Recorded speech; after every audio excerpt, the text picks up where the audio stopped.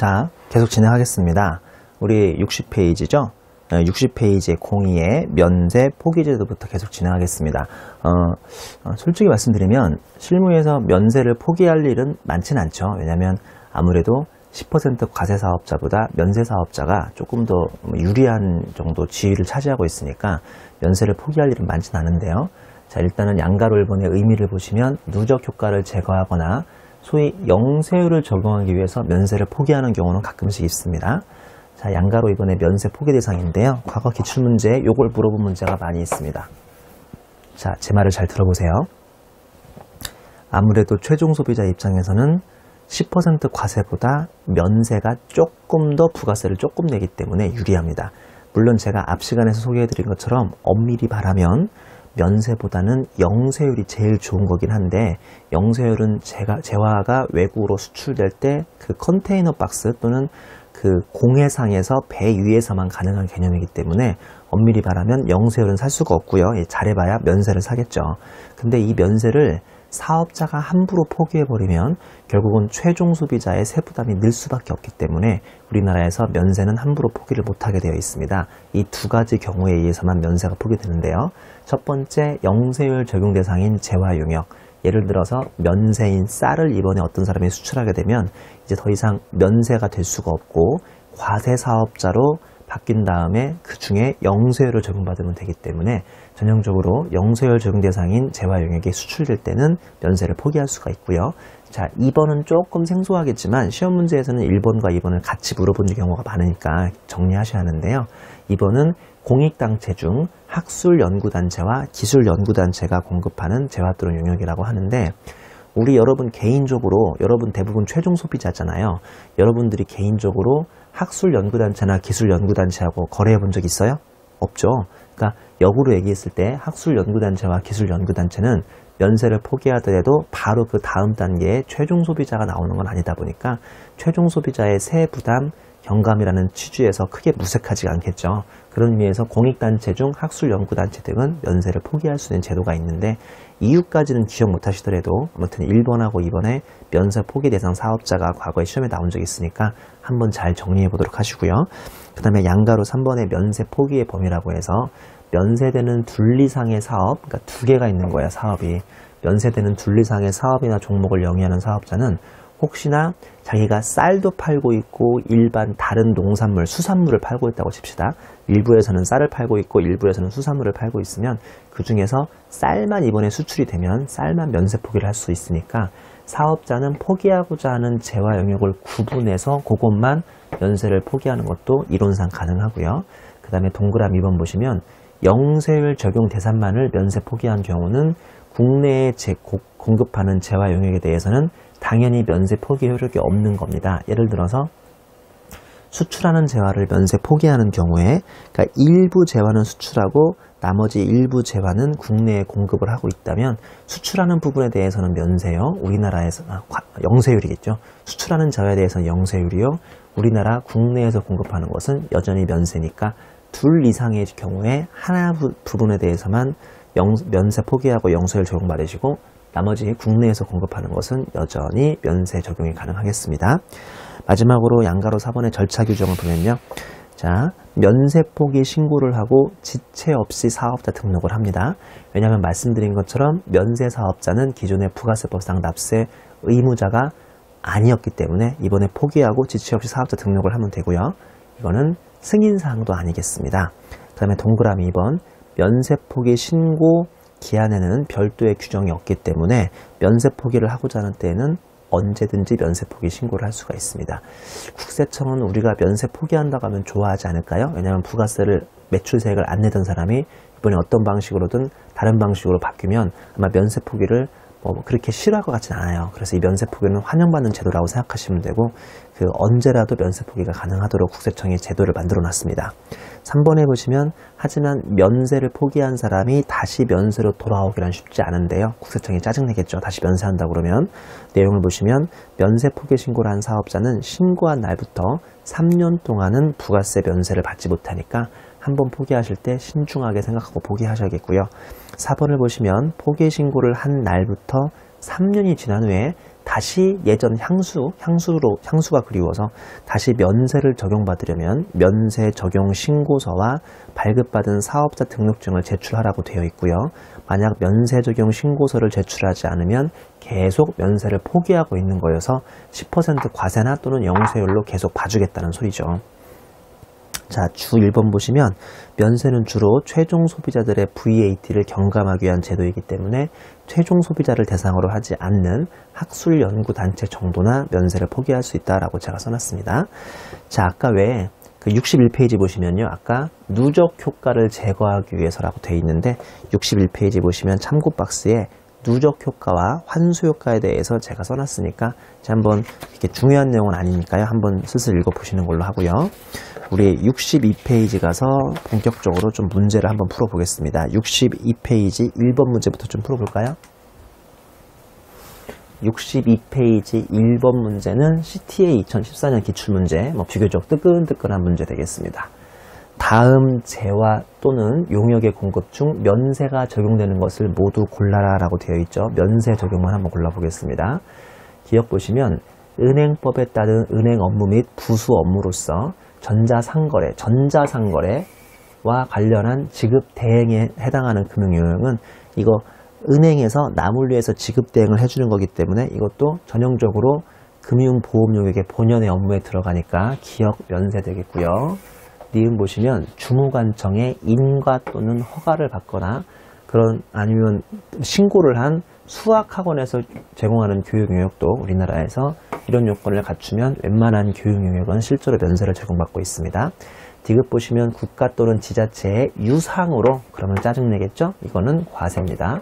그 다음에 리을 보시면 잡지 등의 정기 간행물 진행에 관한 법률에 따른 정기 간행물을 하고 있는데 방송하고 광고는 제외라고 그랬죠.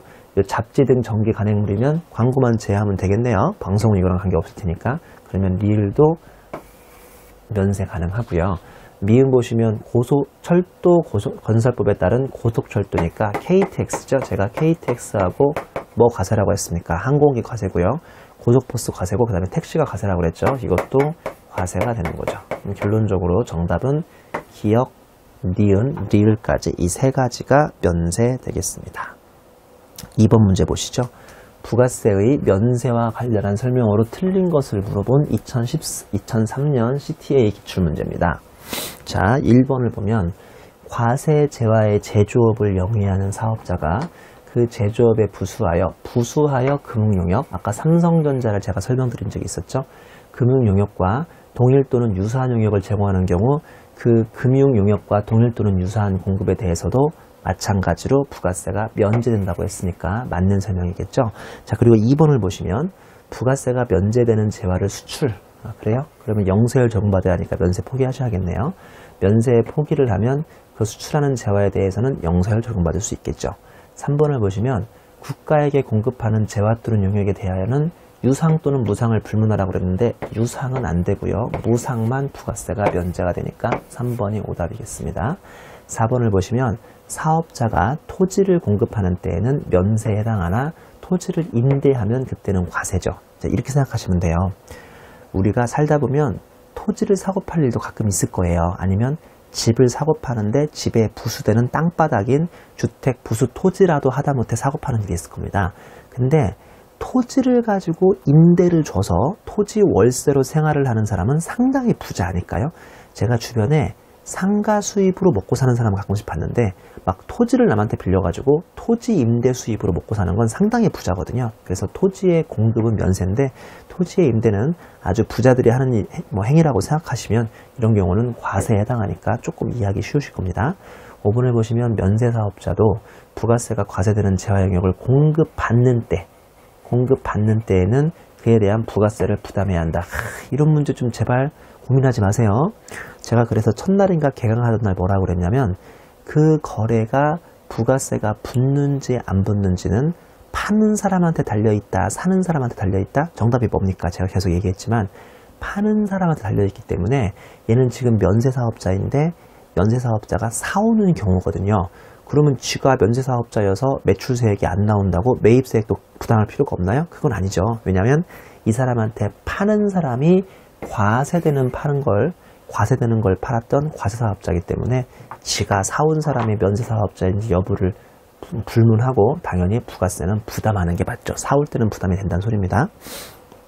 자, 그 다음에 넘겨보시면 우리 5번하고 6번 문제를 한번 풀어보도록 하겠습니다. 5번 문제, 재화와 용역의 공급 및 그 면세 여부에 관한 설명으로 옳은 것은 2011년 기출문제군요.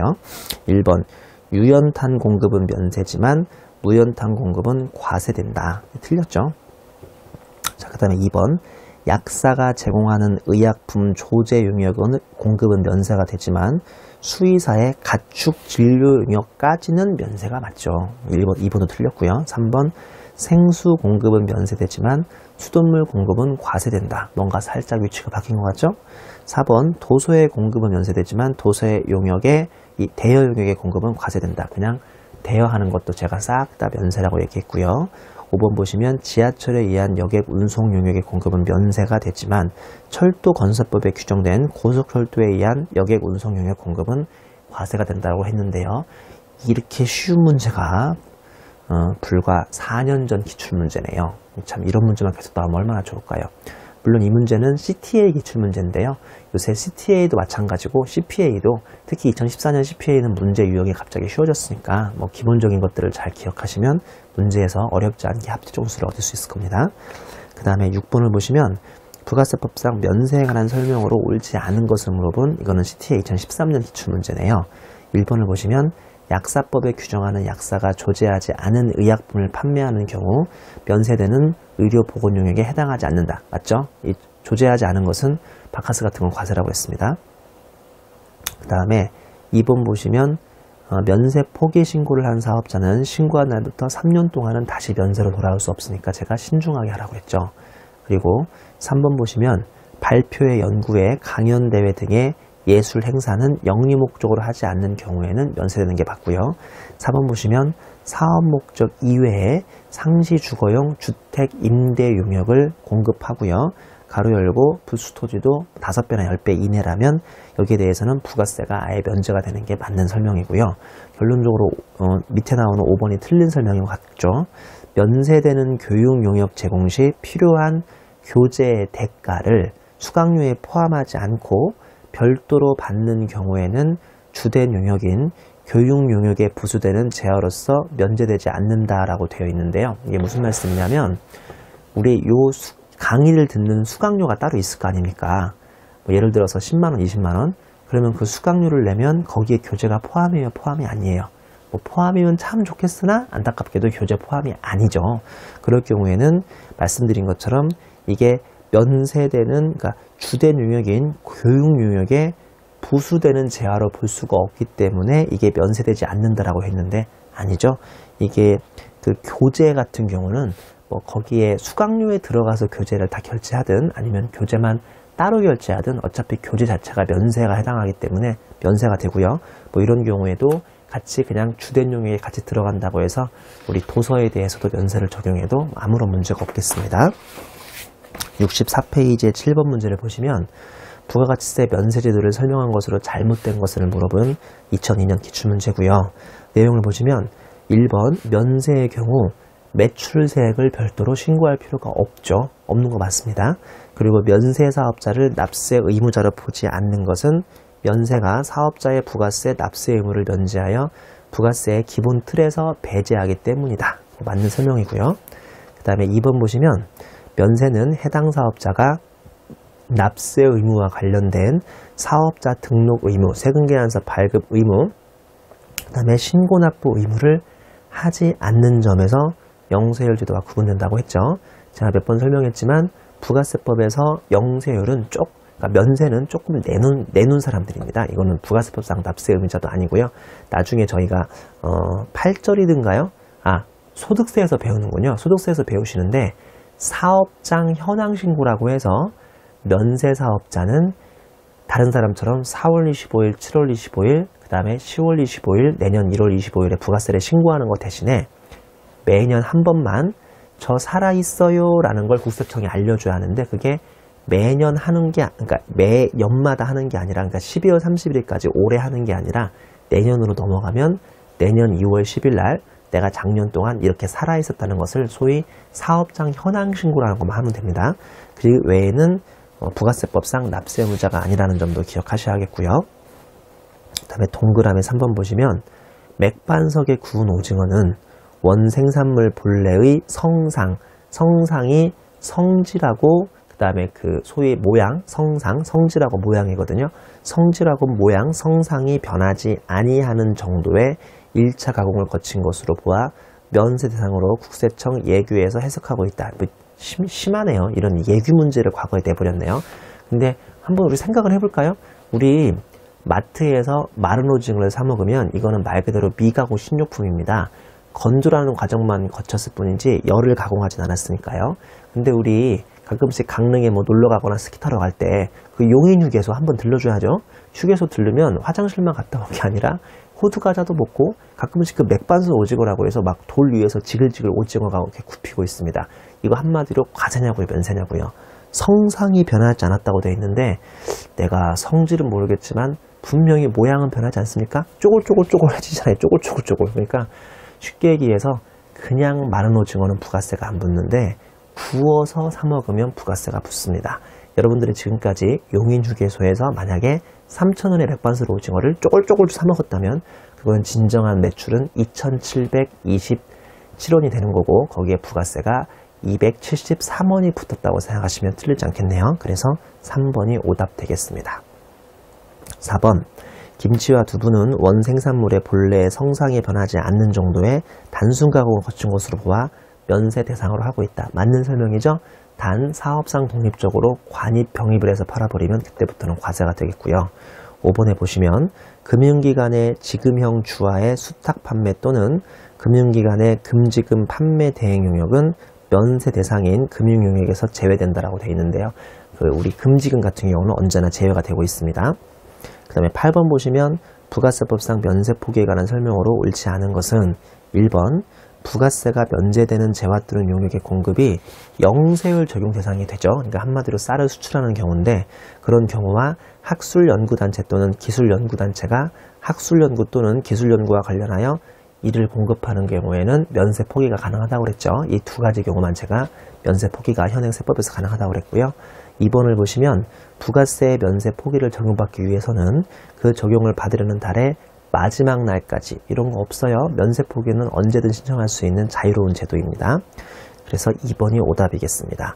3번을 보시면 부가세의 면세를 포기하려는 사업자는 면세 포기 신고서에 의하여 관할 세무상에게 신고하고 더 이상 면세가 아닌 영세율 사업자로 바뀔 확률이 크니까 지체 없이 사업자 등록도 해주셔야겠습니다.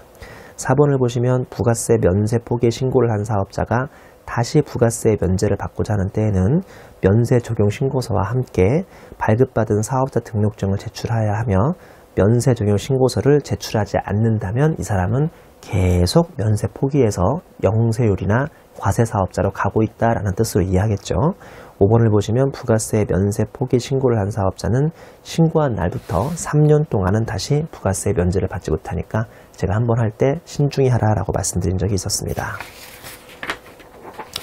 자, 우리 넘겨보시면 10번 문제인가요? 다음은 부가세법상 면세 포기에 대한 설명으로 가장 옳은 것을 물어본 2005년 CPA 기출 문제입니다. 자, 면세 포기에 대한 옳은 설명이죠. 제가 말씀드린 것처럼 면세 포기는 과거에 시험 문제 많이 물어본 적이 있으니까 잘 정리하셔야겠습니다. 첫 번째, 면세를 포기하고자 하는 사업자는 관할 세무서장으로부터 포기 신고에 대한 승인을 받아야 한다. 면세 포기는 승인사항이 아니라고 말씀드렸죠. 2번, 면세를 포기하고자 하는 사업자는 확정신고 또는 예정신고 기한부터 20일 전에 면세 포기 신고를 해야 한다. 면세 포기는 별도의 그 시간의 기한이 없이 언제든지 가능합니다. 언제든지 가능하죠. 얘는 승인사항이 아니고 얘는 신고사항이라는 것이고요. 3번을 보면 영세율이 적용되는 재화 또는 용역 및 학술연구단체, 기술연구단체가 학술연구 또는 기술연구와 관련하여 공급하는 재화 또는 용역을 제외한 재화 또는 용역에 대해서만 면세 포기를 할 수 있다라고 되어 있는데요. 거꾸로 되어 있죠. 거꾸로 얘네가 제외가 아니라 얘네만 가능하죠. 얘네만 가능하니까 3번도 틀린 설명이고요. 4번을 보시면 면세 포기 신고를 한 사업자는 신고한 날부터 3년간은 다시 면세 사업자가 될 수가 없다고 그랬고요. 결론적으로 5번이 맞는 설명. 면세되는 둘리상의 사업을 영위하는 사업자는 면세 포기 신고의 면세 포기 신고의 대상이 되는 재화 또는 용역 중 면세를 포기하고자 하는 재화 또는 용역의 공급만 별도로 구분해서 면세를 포기하고요. 한마디로 이번에 쌀을 수출하게 됐으면 쌀만 영세율 신고하느라고 면세 포기하시면 되고, 나머지 국내에서 제공하는 다른 것들은 여전히 국내 면세를 충분히 적용받을 수가 있겠습니다. 자, 다음 문제는 11번 문제입니다. 계산 문제가 나왔네요. 김 씨는 도시지역 이외에 소재하는 도시지역 외, 그러면 곱하기 10배인데 생소한 문제 나왔네요. 대부분 5배가 나오는데 곱하기 10배. 소재하는 토지 위에 주택과 점포로 겸용되는 단층 건물을 PC에게 임대했고요. 주택 면적은 60제곱미터여 점포 면적은 40제곱미터입니다. 그 다음에 동 건물의 부수토지는 1400제곱미터라고 해서 2001년 CPA 좀 오래된 기출문제 되시겠습니다. 자, 이렇게 푸는 거죠. 보면 일단은 주택 건물 부분하고 그 다음에 상가 부분으로, 뭔 소리야, 죄송합니다, 토지 부분으로 나눕니다. 토지 부분으로. 그랬을 때 여기 관련된 주택과 관련된 면적을 구하시고 상가와 관련된 면적을 구하셔야죠. 그리고 그 다음에 합계를 내십니다. 자, 이렇게 푸는 거죠. 건물 토지에서. 자, 일단은 문제를 보니까 주택 면적이 60제곱이요 점포 면적이 40제곱이라고 되어 있죠. 그러면 이게 6대 4가 돼서 이렇게 원래 100제곱이 돼야 하는데요. 보시다시피 이게 6대 4면 얘가 더 넓습니다. 얘가 더 넓으면 전부 다를 주택으로 보기로 했죠. 결론적으로 100제곱하고 그냥 0이 되겠네요. 맞죠? 따라오실 수 있죠? 그러면 토지도 지금 1400제곱 맞죠? 1400제곱이니까 토지도요, 원칙적으로 다 이게 1400이 되고 이거는 0이 돼야죠. 안 분할 필요가 없으니까요. 근데 이렇게 하면 안 되니까 몇 배 규정을 잊지 마시라고요. 미니멈으로 가서 100제곱에 곱하기 10배 규정을 잊을 수는 없어요. 결론적으로 이게 1400 나오고 이게 1000이 나오니까 얘는 1000제곱만큼이 잡힐 것이고, 얘는 이제 그 끼워 넣기에 해당하는 400제곱이 이렇게 잡히겠네요. 맞죠? 그럼 결론적으로 이 부분에 대해서, 상가 부분에 대해서만 과세가 될 것이고 나머지 이 부분은 면세가 될 것이니까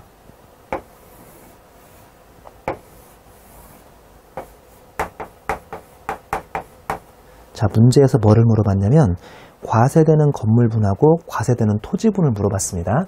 그럼 과세되는 건물분은 여기 있네요. 0이네요. 0. 없음. 그 다음에 과세되는 토지분은 400제곱이니까 결론적으로 0과 400제곱, 정답은 4번이 되겠습니다. 자, 뭐 어떻게 푸는 문제인지 아시겠죠? 그렇게 어려운 문제 아닙니다. 보다시피 주택과 상가를 나눠서 원래 60대 40이었습니다만 이쪽이 넓으니까 전부 다가 지금 주택으로 되는 거고 이게 0이 되는 거고, 그 다음에 이것도 1400대 0이 원래는 되는 건데 10배를 넘지 말라고 했으니까 100제곱미터의 10배여서 둘 중에 미니멈 규정으로 가시면 1000과 400제곱이 이 문제의 정답 되겠습니다. 자, 여기까지 해서 면세를 마치고 66페이지에 빈출유형 02의 영세율로 넘어가 보겠습니다. 영세율. 자, 면세가 조금 더 간단한 편이고요. 영세율은 내용이 약간 더 많죠. 그래도 그렇게 어려운 내용은 아니니까 잘 한번 정리하시기 바랍니다. 66페이지의 02를 보시면 수출제화입니다. 내용 좀 볼까요? 직수출 외에도 외화 획득이 가능하면 영세율이 되는 경우가 있다라고 되어 있네요. 보면 양가로 1번에 직수출 대행 위탁 수출이라고 해서 제가 중요한 거 내용은 좀 자세히 설명드리고요. 중요하지 않은 건 그냥 간단하게 요약을 해드릴게요.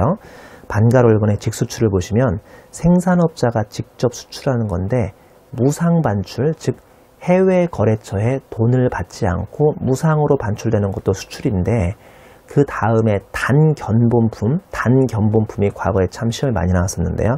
단 견본품은 아예 VAT 거래 자체가 성립이 안 되기 때문에 견본품을 보내는 것은 아예 직수출에서도 빠지게 되어 있습니다. 이거 오해하시면 안 됩니다.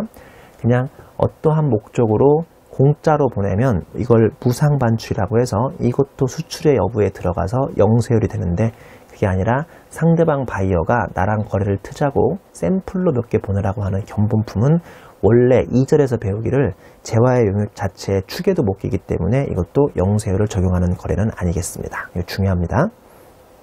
반가로 이번에 대행위탁 수출이라고 해서 생산업자가 수출업자에게 위탁을 하면 수출업자 명의로 수출하는 경우를 대행위탁 수출이라고 하죠. 얼마 전에 혹시 그거 보셨어요? 미생 우리 장그래 씨, 안영희 씨, 그다음에 장백기 씨 나오던 미생 보면 그 미생의 회사의 배경이 상사였거든요. 상사. 요새는 좀 이제 상사 굳이 이제 우리가 요새는 영어 잘하는 사람이 많으니까 회사에서 제조도 하고 회사의 무역팀이나 영업팀에서 해외 수출도 할 수 있음에도 불구하고 요새도 상사를 낀 다음에 상사와 함께 수출하는 경우가 많이 있는데요. 무역상사. 자, 보시면 무역상사랑 거래하는 대행위탁 수출입니다. 생산업자, 즉 삼성전자가 스스로 수출하는 게 아니라 그 무역상사인 수출업자, 무역회사에 위탁을 하는 경우가 있는데, 그럼 화살표 보시면 이건 당연하지만 이제 수출업자의 명의로 수출하는 경우인데, 동그라미 1번 수출품의 원래 생산업자인 삼성전자가 당연히 영세율을 받는 거고요. 동그라미 2번 수출업자는 수출품 생산업자인 삼성전자로부터 수령하는 수출 대행 수수료라는 걸 받겠죠. 요거는 그냥 일반 국내 거래이므로 10% 세율로 과세된다고 되어 있습니다. 양가로 2번 보시면 중개무역 방식 등의 수출인데요. 이게 수업 목적으로 여러분들이 이 네 가지가 뭔지를 정확히 구분하시는 건 큰 의미는 없을 수가 있는데, 그래도 교재에 나온 거니까 제가 간단하게 설명을 드려보겠습니다. 반가로 1번의 중개무역 수출이라는 것은 수출 목적으로 물품 등을 수입하여 국내 반입 없이 바로 해외로 빼돌려서 해외에서 인도하는 수출을 중개무역이라고 하죠. 그리고 다음 페이지 넘겨보시면 제가 사례를 만들어 왔거든요. 다음 페이지에 67페이지에 주 1번 보시면 중개무역 방식의 사례라고 해서, 중개무역은 일본에서 주문을 받았는데 하필이면 나무를 사달래요. 자기들한테, 일본에 있는 놈들이. 그래서 우리나라에 나무가 없으니까 우리 거래처인 인도네시아에서 원목을 딱 원래는 우리나라에 수입했다가 다시 우리나라에서 일본으로 수출을 해야 하는데, 이렇게 하면 그 물동비가 많이 드니까요. 보다시피 일본의 주문을 받아서 인도네시아의 원목을 그냥 바로 일본으로 우리가 보내준 것을 중개무역이라고 하고요. 또 앞장 가시면 반가로 이번에 위탁 판매 수출이라고 불러서 물품을 무한, 우리 수출 거래에서 무한이라고 하면 일단은 공짜를 얘기하는 겁니다. 돈 안 붙이는 거. 무한으로 수출 후 물품의 판매 범위 안에서만 대금을 결제받는 것도 위탁 판매 수출인데요. 다음 페이지에 양가로 2번 보시면 국순당 백세주 예전에 만들던 회사죠. 국순당이 백세주를 미국에다가 자회사를 설치하거나 지점을 설치해서 거기서 직접 팔아버리면 되는데, 미국이 워낙 넓으니까요. 그럴 만약에 힘이 없다면 미국의 주류 유통업자인 브라이언 아저씨한테 유통업체에 위탁을 시킨 다음에 미국 유통업자에 그 사람이 뭐 1000병을 맡겼는데 1000병 중에서 이번 기회에 700병을 팔았으면 700병까지만 정산을 할 거 아닙니까? 보시는 것처럼 판매액 내에서 대가를 수령하는 것을 위탁 판매 수수료라고 부르고요. 또 다시 앞글자 가시면 반가로 3번의 외국 인도 수출인데요. 국내에서 굳이 통관하지 않은 수출 물품을 외국에서 바로 인도해 버리는 건데, 예를 들어서 뭐 SK 주유소가 저 중동에서 큰 유조선 안에 엄청난 기름을 가지고 들어와서 우리나라까지 들어오면 정식 수입이 되는 거고, 그렇게 하지 않고 그냥 저기 중국 상해 앞바다 거기다가 자기들 유조선을 띄워놓고 중국에서 거래처들이 기름을 뭐 10,000통만 주세요, 20,000통 주세요 하면 그때그때마다 바로 외국에서 인도하는 것을 외국 인도 수출이라고 부릅니다. 죄송합니다. 반가로 4번에 위탁 가공 수출인데요. 이건 쉽게 얘기해서 우리나라 인건비가 너무 비싸니까 우리나라에서 원자재, 즉 옷의 원단 같은 것을 중국으로 일단 공짜로 갖다 주고요. 그러면 중국에서 싼 인건비를 이용해서 그 원단에 이제 옷을 만들어서 또 다른 해외 제3자한테, 최종 소비자한테 계속 팔아버리는 것을 위탁 가공 수출이라고 부르죠. 예전에는 우리나라가 힘이 없을 때는 해외에서 위탁을 많이 받았는데 요새는 해외로 위탁을 주고 있는 상황이죠. 내용을 읽어보면 가공 임금 등을 지급 조건으로 외국에서 가공할 원료, 쉽게 얘기해서 가장 흔한 건 그 옷감이겠죠. 옷감. 그 원단을 거래 상대방에게 수출하거나 아니면 외국에서 직접 조달해서 중국에 갖다 줄 수도 있습니다. 외국에서 조달하여 가공한 후 가공 물품을 다시 외국 또 다른 제3자한테 외국으로 인도하는 수출을 우리는 일반적으로 위탁 가공 수출이라고 부르고요. 지금 우리가 중국에다가 갖다 주는 건 뭡니까? 원단인가요? 아니면 최종 완제품인 옷인가요? 원단이죠. 그러니까 이 원단도 수출에 해당한다면 영세율을 적용해 주자는 게 이 규정의 취지인데요. 계속 보시면 여기에는 국외의 수탁가공 사업자, 즉 국외의 수탁가공 사업자는 중국에 있는 그 짱꼴로 아저씨들을 얘기하는 거거든요. 국외의 수탁가공 사업자에게 원료를 대가 없이 반출하여 가공한 재화를 양도하는 경우 그 원료의 반춤을 포함하기라고 되어 있죠.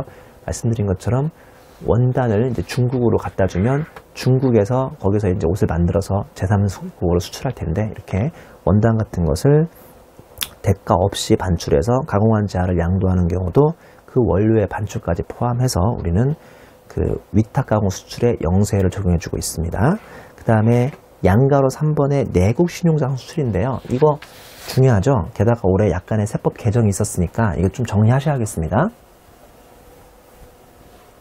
내국 신용장 수출 또는 수험 목적으로 내국 신용장하고 구매할 행선은 그냥 똑같다고 생각하시면 되니까 두 개를 굳이 구분하는 실익은 없을 텐데요. 내국 신용장에 의해서 공급하는 재화, 금지금은 제외라고 되어 있네요. 내용을 보시면 재화 공급 후 내국 신용장이 개설되는데 이게 내국 신용장의 소위 사후 개설이라고 얘기하죠. 사후 개설이라고 얘기합니다. 사후 개설의 기간은 과세기간 종료 후 25일로 이번에 바뀌었습니다. 과거에는 20일까지였는데 20일에서 25일로 바뀌었고요. 이게 참 실무적으로는 중요한 의미를 가지고 있으니까 25일은 꼭 한번 기억하셔야 합니다. 즉 7월 25일이나 내년 1월 25일까지 개설된 경우에는 영세율을 정해 주고요. 안타깝게 하루만 늦어버려도 26일 날 사후 개설이 되면 이때는 10% 과세 거래가 됩니다. 그리고 이것도 상당히 중요한 말인데 내국 신용장에 의한 수출은 이게 재화가 공급된 이후 해당 재화가 실질적으로 수출에 기여했고 도움이 됐는지를 여부를 불문하고 무조건 영세율을 적용해 주니까 상당히 막강한 제도 중에 하나죠. 근데 내국 신용장 중에서 외국으로 반출되지 아니하는 재화의 공급과 관련하여 개설된 경우에 내국 신용장, 그러니까 이따가 제가 그림으로 설명드리겠지만 내국 신용장이라는 것은 우리나라에 있는 수출업자, 예를 들어서 현대차겠죠. 현대차 같은 수출업자한테 우리가 수출용으로 원자재 또는 자동차 부품을 공급하는 현대모비스, 나 같은 사람을 내국 신용장 업자라고 하는데요. 내가 자동차 부품을 만들어서 국내 나의 거래처인 현대차까지 갖다주는 거래는 분명히 우리나라 내국 거래거든요. 근데 그럼에도 불구하고 현대차가 내가 준 부품에다가 자동차를 만들어서 제3국에 팔 게 분명하기 때문에 내가 우리나라에서 현대차한테 부품을 갖다주는 우리나라 거래마저도 미리 영세율을 적용해 주라는 게 내국 신용장에 의한 수출이죠. 자, 그 다음 땡마크가 제가 설명드렸던 아무리 이렇게 내국 신용장이 현대차한테 재료, 원재료나 부품을 갖다 준 다음에 현대차가 이거를 수출하는지 여부를 불문하고 영세율을 적용해 준다고 했으나 그 존재 자체가 해외로 수출되는 게 아니라 우리나라에 들어와 있는 주한 미국군한테 주는 군납 계약서라면 이거는 그 시작 전부터가 수출 용도가 아닌 국내 주한미군 등이라든지 아니면 국내에서 소비하는 목적이었기 때문에 안타깝게 이런 경우는 영세율을 적용해주지 않습니다. 다시 정리하자면 원래 영세율은 실제로 그걸 가지고 수출할지에 수출을 불문하고 내국신용장에 영세율을 해주는 편인데요. 그 중에서 한 가지 예외가 그 내국신용장이 처음 만들어진 취지 자체가 우리나라에 있는 주한미군한테 공급하거나 이렇게 우리나라 안에 머물 것으로 예상된다면 그때는 아쉽지만 영세율을 적용하지 않는다는 뜻이고요. 그 다음 땡마크 보시면 수탁자는 언제나 가운데 낀 사람인 거 아시죠? 수탁자가 자기 명의로 내국신용장을 개설받아 위탁자의 재화를 공급하는 경우 누가 영세율을 적용받겠습니까? 당연하지만 수탁자는 가운데 낀 사람에 불과하니까 수탁자가 아니라 위탁자가 영세율을 적용받는다는 게 이 규정의 취지가 되겠습니다. 양가로 4번은 기타라고 해서 그 외에 수탁 가공 무역에 사용할 재화, 다음 페이지 주 3번에서 소개드립니다. 그리고 반가로 이번에 사업자가 한국국제협력단 코이카라고 흔히 얘기하는데요. 코이카나 한국국제보건의료재단 및 대한적십자사에 공급하는데, 그러니까 한마디로 우리 유럽이 아니죠. 아프리카에 있는 산간 오지 그런 벽지를 위해서 초코파이를 우리가 대한적십자사에 갖다 주면요, 그 대한적십자사는 이걸 가지고 해외 구조활동을 할 테니까 어차피 내가 줬던 초코파이는 해외로 나갈 게 분명하니까요. 이런 경우는 통 크게 우리나라에서 영세율을 미리 적용해 주는데요. 가로 열고 취지가 써 있는데, 해당 재화를 외국에 무상으로 반출하는 경우에 하남이라고 되어 있고, 해외 무상 원조를 지원하기 위한 제도라고 기타의 취지까지 나와 있으니까 한번 참고하도록 하시고요. 우리 다음 페이지에 67페이지에 주 1번에 중개무역 방식 등의 사례는 제가 이미 구도로 설명드렸으니까 지금까지 이 표로 설명드렸던, 특히나 2015년에 개정이 돼서 훨씬 더 중요성이 높아지고 있는 주 2번의 내국신용장의 거래 구조에 대해서 잠깐 소개를 올리도록 하겠습니다. 중요하니까 잘 따라오세요.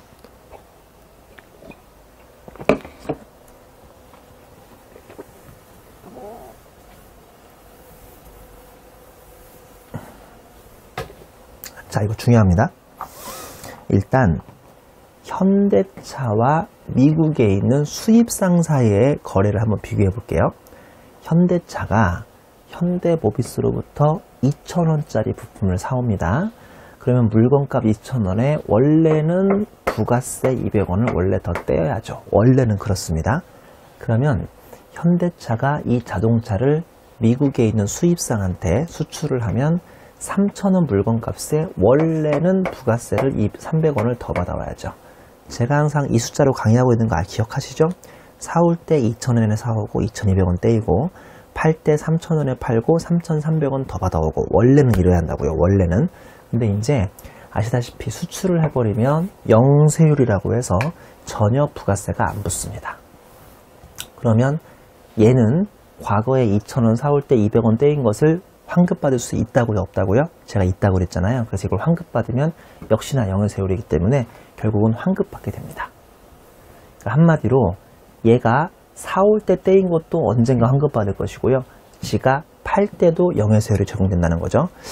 이렇게 생각해 보니까 그러면 이 둘 사이 거래, 일반 우리나라 내국 거래, 이 일반 우리나라 내국 거래도 현대모비스 입장에서 현대차한테 그 자동차용 부품을 제공할 때 아직까지는 일반 국내 거래여서 10%를 부추하는데, 생각해보니까 굳이 그럴 실익이 없는 거예요. 왜냐하면 보시는 것처럼 현대차는 언제나 영세율이 나와서 어차피 이 사람한테 200원 떼어봐야 돌려받는다 못 돌려받는다? 돌려받는 거니까 그냥 처음부터 현대모비스가 현대차한테 수출용 부품을 공급하는 우리나라 거래부터 어떻게 해줘버리자? 영세율로 적용해주자. 쉽게 얘기해서 현대차와 미국 사이에 원신용장이라는 마스터 LC가 딱 개설이 된다면요, 우리 실무적으로 무역 조건에서 원신용장인 마스터 LC가 개설됐으면 이 둘 사이는 곧 수출을 한다는 뜻이 되는 거거든요. 그러니까 이 둘 사이에 마스터 신용장인 원신용장을 파생하여 1월부터 우리나라에서 이 둘 관계를 한 번 더 복제해보자. 이렇게 관계로 복제해서 내국 신용장을 만들면 얘가 얘한테 파는 것도 영세율을 적용하고, 현대차가 정식으로 해외 수입상한테 자동차를 파는 것도 다 영세율을 적용해 줄 수 있지 않겠느냐. 자, 결론적으로 잘 키운 수출업자 하나가 우리나라 거래까지도 영세율을 비교적 쉽게 적용해 줄 수 있다는 게 이제 이 규정의 취지입니다. 이 꽃표시를 보시면 현대차가 수출 시 영세율을 적용받으면 현대모비스로부터 징수당한 매입세, 아까 200원 있다고 그랬죠. 원래는요. 그 징수당한 200원을 어차피 환급받게 될 거니까, 어차피 향후 환급받을 것이므로 현대모비스가 현대자동차에게 자동차 부품을 공급할 때에도 내국 신용장이라는 것을 미리 받아가지고 미리미리 영세율 적용해 주는 게 어떻겠느냐는 게 이 내국 신용장의 취지입니다. 꼭 기억하시고요. 자, 67페이지 주 3번 보시면 수탁 가공 무역에 사용할 재화의 공급이 영세율을 적용받기 위한 조건이라고 해서요. 이거는 약간 좀 까다로운 규정이긴 한데요. 결론을 말씀드리면 일단 제목을 기억하셔야 돼요. 수탁 가공 무역에 사용할 재화는 아직 해외 직거래까지는 아니어도 우리나라 거래임에도 불구하고 미리 영세율을 적용해 주겠다는 게 이 규정의 취지입니다. 자, 그림을 보시면 왼쪽 세로에는 외국이 있습니다. 거기 보니까 비거주자 외국법이 있는데 뭐 예를 들어서 유럽에 있는 루비통, 명품 가방을 만드는 루비통 가방이라고 하죠. 자, 우리 오른쪽 세로에 보시면 우리나라 한국이 있죠. 첫 번째는 이렇게 클릭마크가 되어 있는 사업자, 즉 가죽업자가 있는데 이 가죽업자가 해외에 있는 유럽에 있는 루비통의 명령으로 자, 동그라미 2번 박스 와보시죠.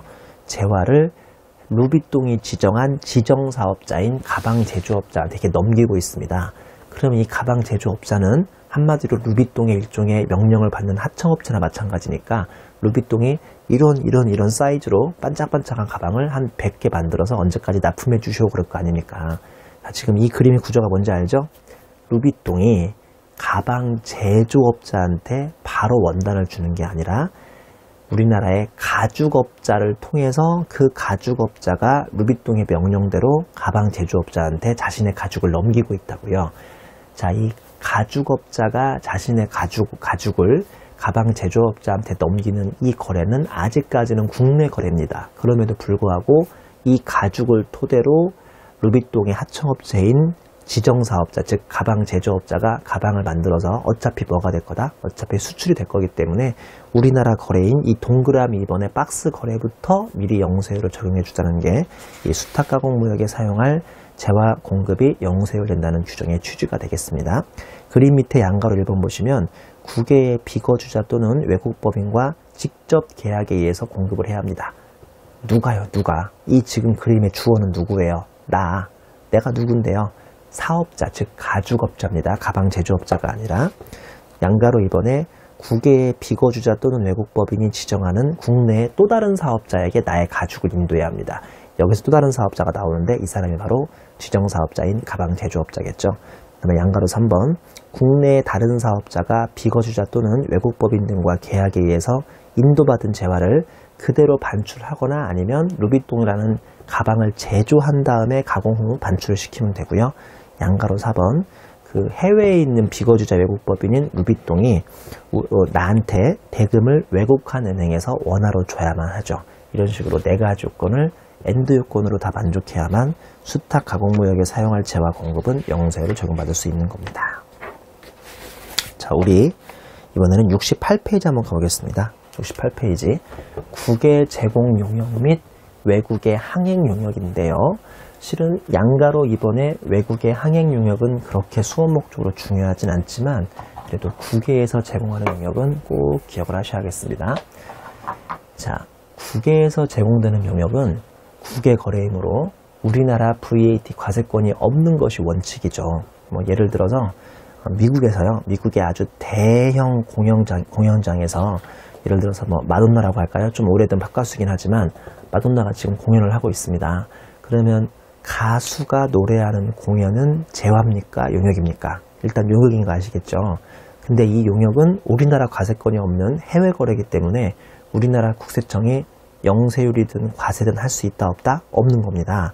자, 이제 잘 보시면 그 말을 얘기하는 게 아니라 이거죠. 제가 만약에 이 강의도 용역이거든요. 이 강의를 여러분을 간만에 쭉 중국이나 일본으로 데려가서 그 해외에서 이 강의를 한다고 생각해 보세요. 이게 저 같은 경우는 전형적으로 한국에 과세권이 있는 사람이거든요. 이게 속인주의라고 돼 있잖아요. 저는 한국에 속해 있는 사람인데 한국 과세권이 있는 사람이 해외에 나가서 용역을 제공하는 게 한마디로 용역의 수출이 되는 겁니다. 제가 누구 데려간다고 그랬어요? 여러분 데려간다고 그랬죠. 그러니까 심지어 그 용역을 해외에 나가서 국내 사람끼리 주고 받더라도 심지어 영세율이 되는 겁니다. 다 괜찮으시면 제목을 기억하시는 게 어떨까 싶어요. 그래서 이 제목을 국외 제공 용역이라고 하는 겁니다. 국외 제공은 우리나라 과세권이 있는 사람이 해외에 나가서 용역을 제공하는 건데 그게 서로 심지어 상대방이 한국인이든 아니면 달러를 벌어와야 하는 게 수출인데요. 달러를 벌어오지 않고 상대방 한국인으로부터 원화를 결제받든 그런 걸 불문하고 이 국외 제공 용역은 언제나 영세율을 적용해주고 있습니다. 다시 한번 읽어보면 국외에서 제공되는 용역은 국외 거래이므로 원래는 우리나라 부가세 과세권이 없어야 하는데요. 보시다시피 용역 제공은 그 속인주의라는 것에 따라서 납세지인 사업장이 국내일 경우 영세율이 적용된다고 되어 있죠. 내 납세지는 지금 우리나라거든요. 내 납세지는 우리나라예요. 해외가 아니라고요. 이런 경우는 영세율을 적용해 주는 거고, 아까 마돈나가 그 팝 공연을 하는 것은 마돈나는 속인주의에 따라서 외국인일 뿐만 아니라 납세지도 우리나라가 아니라 미국의 본토에 있는 어느 땅이기 때문에 이제 그런 경우는 국외에서 제공하는 용역이라고 부르지 않는 겁니다. 우리나라 사람이 용역을 제공해야 국외에서 제공하는 용역이니까요. 양가로 2번 선박 항공기의 외국 항행 용역은 선박 또는 항공기에 의해서 여객이나 화물을 국내에서 국외로, 다시 국외에서 국내로 들어오는 거, 아니면 또다시 또 다른 제3국에서 또 다른 제3국으로 국외에서 국외로 수송하는 것과 그 부수 재화 용역까지는 다 선박 항공 용역이라고 해서 외국 항행 용역으로 영세율을 적용하고 있습니다. 제가 얼마 전에 부산에서 강의가 있어가지고요. 부산에 지금 비행기 타고 갔다 왔는데, 이런 경우는 이 동그라미 1번, 2번, 3번에 해당하지 않죠.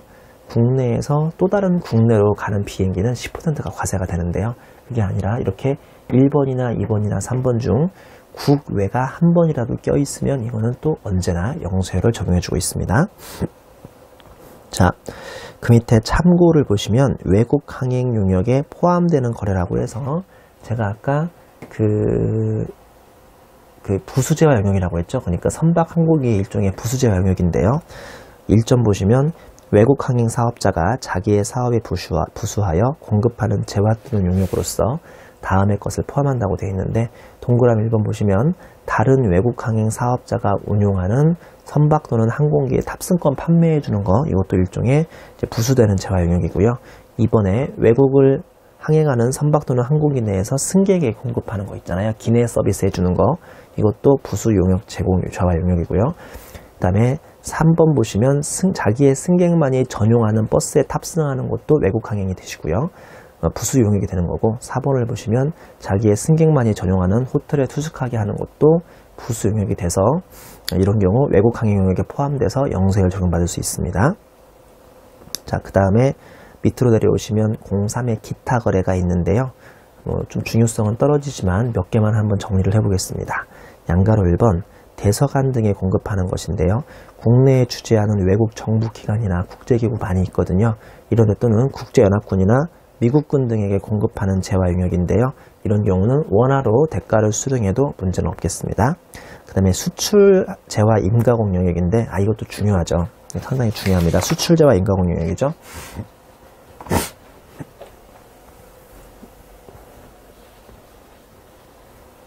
자, 잘 보세요. 아까 현대차가 자동차를 이렇게 미국에 수출한다고 그랬잖아요. 그러면 받는 대가가 영세율이라고 그랬잖아요. 영세율 맞죠? 그러면 이게 영세율이니까 현대모비스와 현대차의 관계에서도 현대모비스가 현대차한테 부품을 주고 돈을 받을 때도 그냥 뭐 해줘 버리자, 내국신용장에 의해서 영세율을 적용해 주자라고 했습니다. 이해하시는 거죠? 오늘은 내가 주인공이죠. 임가공 용역업자입니다. 그러니까 제가 예전에 공부할 때 실은 임가공 용역업자가 뭔지를 이해 못했거든요. 이걸 이해해야 좀 쉬운데, 그러니까 임가공 용역업자는 한마디로 현대차한테 뭔가를 납품해주는 하청업체입니다. 하청업체. 근데 이 중에서도 뭐를 지금 하청하고 있어요? 뭐요? 재고예요? 용역이에요? 재화의 용역이에요? 용역만 하청해주고 있죠. 한마디로 현대차한테 자신들의 인건비나 사람을 보내가지고 용접해주거나 하는 지금 임가공 용역을 해주고 있다는 소리입니다. 이 임가공 용역을 하니까요, 우리 현대모비스처럼 뭔가 재화를 주고받거나 그러면 깔끔하게 영세율인데 그러지 못하겠다는 거예요. 왜냐면 용역만 있으니까. 그러면 겁내지 마시고 현대차하고 직접 도급 계약이라는 걸 하시면 돼요. 그러니까 저기요, 저 계약 좀 해주세요. 제가 당신들하고 직접 도급이란 걸 해서 내가 지금까지 이만큼의 인건비나 이만큼의 용역을 언제까지 제공해 드릴게요. 이게 이제 직접 도급 계약이라고 하는 건데요. 이렇게 현대차와 임가공 용역업자가 현대모비스처럼 서로 로컬 신용장, 내국 신용장이 없음에도 불구하고 직접 도급 계약만 하면 영세율을 적용해 줍니다. 상당히 좋은 제도죠. 근데 얘가 나 같은 사람은 현대차하고 그 내국 신용장이 없어도 영세율 발급되는구나 라고 해서 우쭐해 버린 거예요. 그래서 넘어서는 안 될 선이 여기까지 가보는 거죠. 여기까지. 그래, 내가 용역을 현대차한테만 줄 게 아니라 이왕이면 회사를 키우면 좋으니까 이번 기회에 우리가 한번 현대모비스에도 줘보겠다. 자, 수출업자와 직접 도급 계약을 해야만 얘가 영세율이지, 이렇게 1차 한 달이 건너뛴 내국신용장 사업업자하고 이거는 직접 도급 계약을 해봐야 이거는 10% 과세 거래가 됩니다. 이거 중요합니다. 자,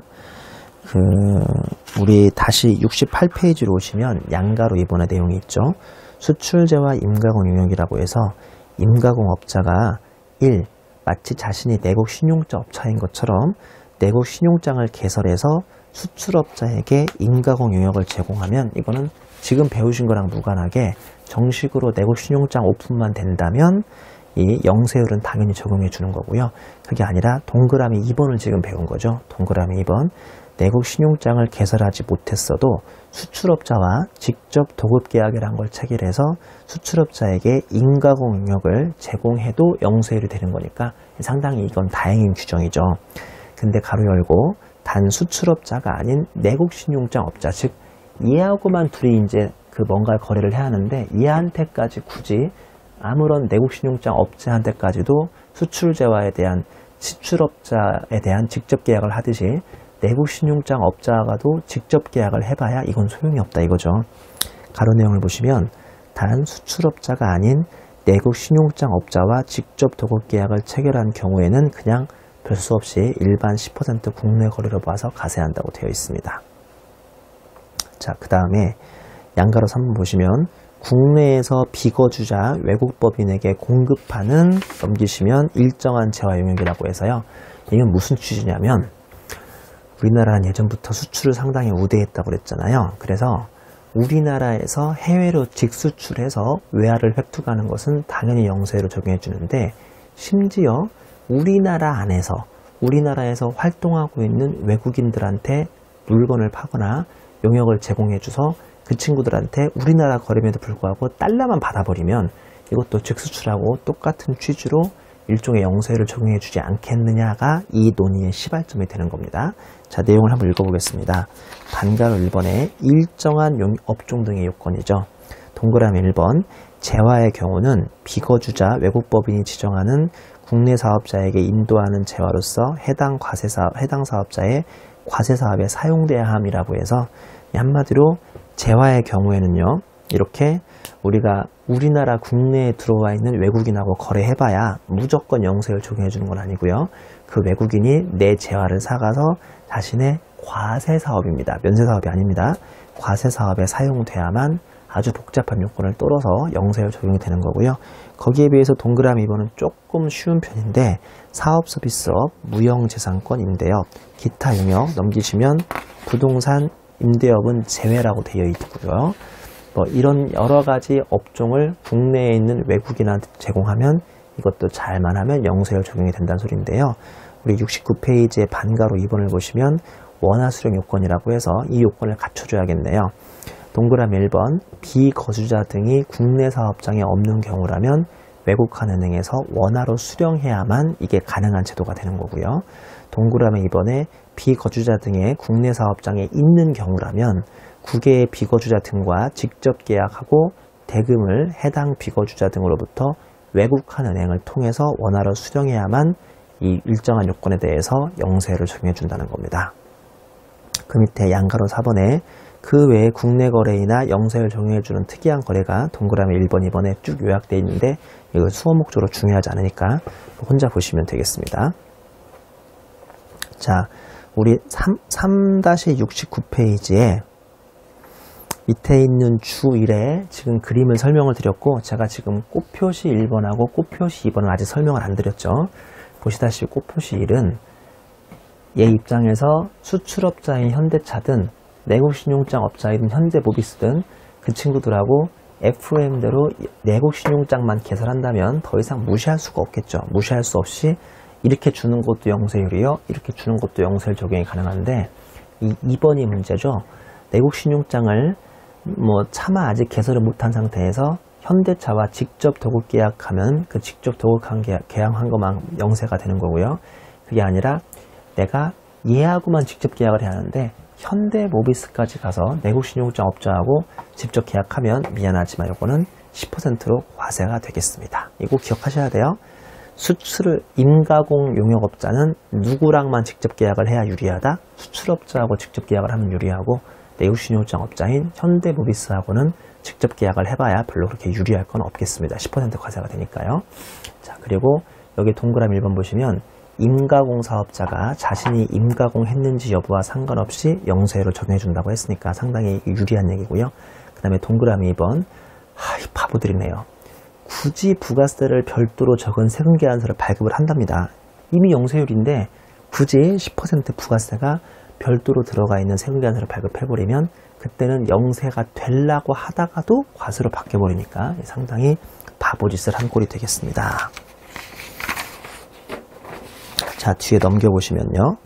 우리 70페이지에 가운데 보시면 영세율 적용 시 세금계산서 발급 여부라고 되어 있죠. 원래 영세율은 해외 거래가 되기 때문에 아무리 요새 우리나라가 한류가 유명하다고 하더라도 해외에 나가는 수출 물품에 우리나라의 세금계산서를 발급을 할 필요는 없어요. 왜냐하면 그 외국인들은 우리나라 세금계산서를 읽어봐야 한글로 되어 있으니까 독해할 수도 없기 때문이죠. 자, 다시 한번 정리하자면 원래는 영세율로 직수출되는 경우는 세금계산서 발급을 할 필요가 없습니다. 근데 이 표에서는 발급하지 않음이 아니라 예외적으로 발급하는 몇 가지 사유가 있는데요. 이 사유가 시험에 자주 나오고 있으니까 꼭 정리하셔야겠습니다. 다음 내용을 보시면 다음 거래들은 성격상 국내 거래의 성격에 강함으로 세금계산서를 발급하라고 되어 있죠. 대표적인 게 제가 계속 강조하고 있는 내국신용장과 구매확인서에 의한 공급하는 재화는 이게 뭐 무늬만 영세율이지 실제로는 현대모비스가 현대차한테 부품을 제공해주는 국내 거래이기 때문에 세금계산서는 꼭 발급을 하셔야겠습니다. 그리고 동그라미 2번, 금방 앞에서 봤던 그 임가공 용역업자죠. 그 사람도 우리 수출업자와 직접 도급계약에 의한 임가공 용역하는 경우 세금계산서 발급이 되고요. 3번 보시면 한국국제협력단 등에 공급하는 코이카 등에 공급하는 것도 우리 일반적으로 영세율이지만 세금계산서 발급을 하라고 되어 있고요. 그 다음에 국외 제공 용역은 용역을 제공받는 자, 즉 우리가 내가 하청업체로서 외국에 나가서 현대건설이 따온 건물에 대해서 하청으로 지금 건물을 지어주고 있는 겁니다. 이렇게 용역을 제공받는 자, 즉 원청업체가 현대건설이 국내 사업장이 있는 내국인, 내국사업자, 비거주자, 외국법인인 경우는 세금계산서를 발급을 해줘야죠. 이 4번 다시 한번 설명할게요. 우리나라 건설업이 일단은 재화가 아니라 용역이거든요. 자, 현대건설이 인도에서 다리를 건설공사 해주는 용역을 따왔다고 칩시다. 그러면 인도 현지에 나가서 다리를 이렇게 건설해 줄 거 아니에요. 근데 현대가 다 하는 게 아니라 우리 같은 하청업체인 현다이 건설한테 일부를 맡긴다는 거죠. 그럼 현다이 건설이 다리 구간 중에서 일부를 지어서 자기의 원청업체인 현대건설에 이걸 납품할 거 아닙니까? 이게 말 그대로 국외 제공 용역인데요. 이럴 경우 내 입장에서 내가 용역을 제공하는 자, 즉 제공받는 자가 현대건설이거든요. 이 현대건설하고 나 사이에 만약에 이 현대건설이 국내 사업장에 있는 사람이니까 이런 경우는 내가 현대건설하고 서로 세금계산서를 주고받으라는 게 이 규정의 취지가 되겠습니다. 자, 취지까지 아시면 더욱 좋지만 그럴 여력이 없더라도 이 4가지 정도는 국내 거래처럼 보기 때문에 세금계산서를 발급을 한다고 하더라라는 것을 꼭 기억하시면 되겠네요. 자, 그 다음에 그 밑에 70페이지 참고 2개에는 영세율 첨부 서류하고 조세특례 제한법에 의한 영세율 적용 거래가 있는데 영세율 첨부 서류 같은 경우는 너무 실무적이니까 그냥 한 번 정도만 구경하시면 되겠고요. 그 밑에 조세특례 제한법상 영세율 적용 대상 거래는 제목 정도만 보시면 되는데요. 1번은 반응산업체 방산물자, 2번은 국군부대에 공급하는 거, 3번은 국가나 지자체 등이 공급하는 거, 그 다음에 4번은 사회기반 시설에 대한 민간투자법에 따라서 국가 등에 공급하는 사회기반 시설, 그 다음에 마지막으로 장애인 보장구 등이 조세특례 제한법에 열거되어 있는 가장 대표적인 영세율이 되겠습니다. 자, 우리 문제 조금만 풀고 이번 챕터를 마치도록 하죠. 문제는 12번 한번 풀어보겠습니다. 영세율에 관한 설명으로 옳지 않은 것은을 물어본 우리 CTA 2014년 기출문제, 상당히 뜨끈뜨끈한 문제군요. 1번, 사업자가 법령으로 정한 내국신용장이나 구매확인서에 의해서 재화를 공급하면 금지금 빼고 금지금 빼고는 영세율 적용한다. 맞는 설명이고요. 2번 보시면 사업자가 법령으로 정한 중개무역, 다 배운 거네요. 아까 중개무역 방식으로 수출하는 경우에 국내 사업장에서 계약과 대가 수령 등 거래가 이루어지는 것은 우리나라에 들어오지 않고 바로 인도네시아에서 일본으로 나가더라도 영세율 적용을 해주고요. 자, 3번 보시면 외국법인의 국내 사업장에 있는 경우에 사업자가 국내에서 9개의 외국법인과 직접 계약에 의해서 교육 지원 서비스업에 해당하는 용역을 공급하고 그 대금을 해당 외국법인으로부터 외국한 은행에서 원화로 받는 경우에 영세율을 적용해 준다고 했죠.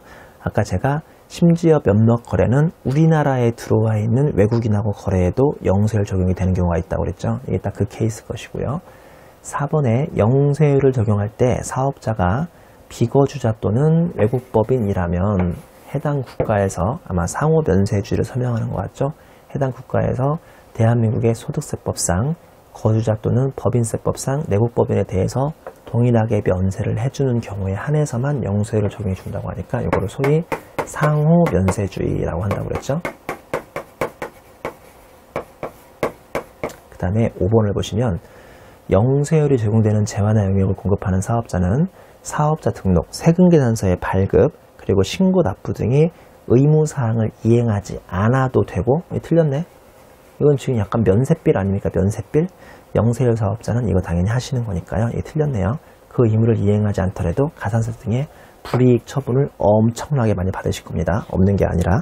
자, 그래서 5번이 오답이 되겠습니다. 다음 문제 13번 문제죠. 부가세 영세율 제도에 관한 설명으로 가장 옳지 않은 것을 물어봤습니다.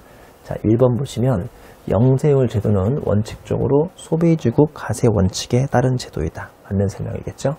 2번 영세율은 원칙적으로 거주자 또는 내국법인의 하나에 적용되는 게 맞는데 사업자가 비거주자이거나 외국법인의 경우는 상호 면세주의를 따라라. 이 벌써 몇 번째 나오는 기출문제인가요? 이 문장이. 그 다음에 3번 보시면 사업자가 국내에서 국내 사업장에 없는 비거주자가 지정하는 국내 사업자에게 재화를 인도하고 그 대금을 외국한 은행에서 원화로 받는 경우로서 그 재화를 인도받은 국내 사업자가 해당 재화를 어디에 사용해야 하죠?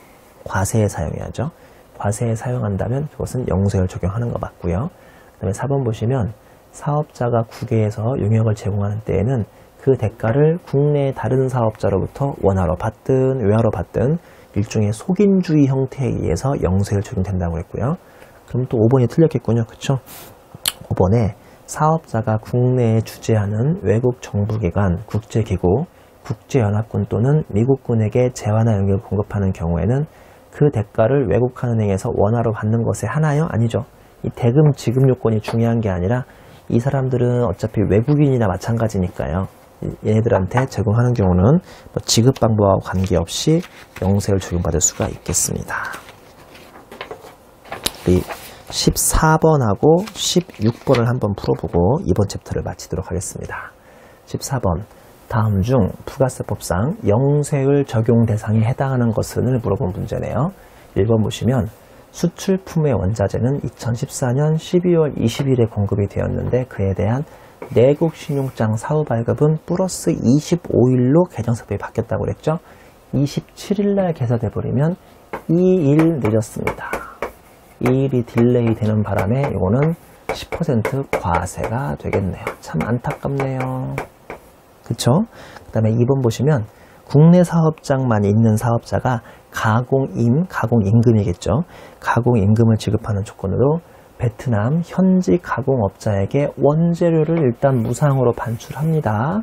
그리고 최종 옷을 가공시킨 다음에 그것을 가공 물건을 현지에서 중국에 인도하면 이거는 위탁 가공무역이라고 해서 영세율이 적용이 가능하겠죠. 좋은 문제네요. 그래서 2번이 정답이 되겠습니다. 3번 신제품의 해외 시장 확대를 위하여 견본품, 샘플이죠.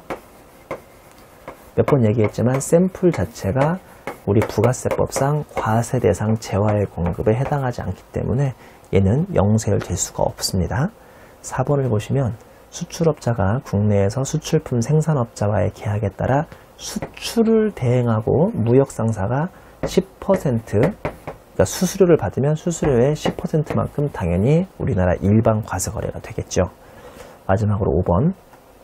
사업자가 국내 사업장이 있는 외국 법인으로부터 국내 건설 영역을 수주하여 공급하고 그 대가를 외국 법인의 본점으로부터 받아도 이거는 국내 건설 영역이어서 일반 10% 과세 거래가 되는 거죠. 자, 우리 여기까지 해서 과세와 면세와 영세까지 다 마쳤고요. 우리 이제 다음 시간에는 좀 더 본격적인 부가세 토픽인 과세 표준부터 이제 드디어 계산 문제들을 쭉 풀이 한번 해보도록 하겠습니다. 여기까지 진도 밀리지 않게 잘 복습하시기 바랍니다. 수고하셨습니다.